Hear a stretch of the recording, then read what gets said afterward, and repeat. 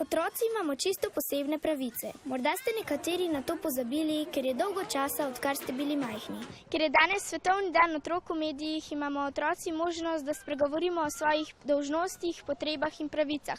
Odrasli pa nam lahko prisluhnete in se iz tega tudi kaj naučite. Zato sem se danes odpravila na drsališče k svojim vrstnikom, da jih povprašam, če sodelujejo pri odločitvah doma in ali se njihovo mnenje upošteva. Ali si sama odločila, da boš tukaj preživela počitnice?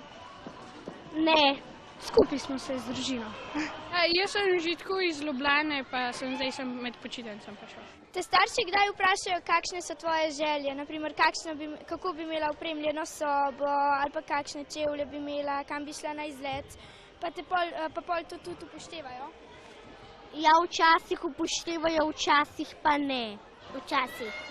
Kaj pa narediš, če se starši tvojih želja ne morejo privoščiti, naprimer, ker so predrage? Si jih pa zaslužim.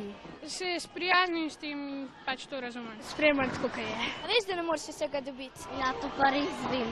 To je samo nekaj pravic, ki jih otroci imamo. Pravica do prostega časa, do lastnega mnenja in šolanja. Pravica sodelovati pri odločitvah, ki nas zadevajo.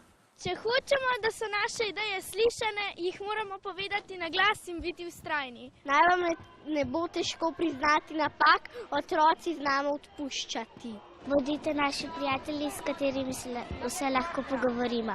Veliko več kot igrača nam pomeni topla beseda in objem. Zato kot junior ambasadorka UNICEF-a pozivam vse otroke, da postanete tudi vi aktivni v zadevah, ki se vas tičejo. Odrasli vi pa nam dajte možnost in spodbudo pri tem.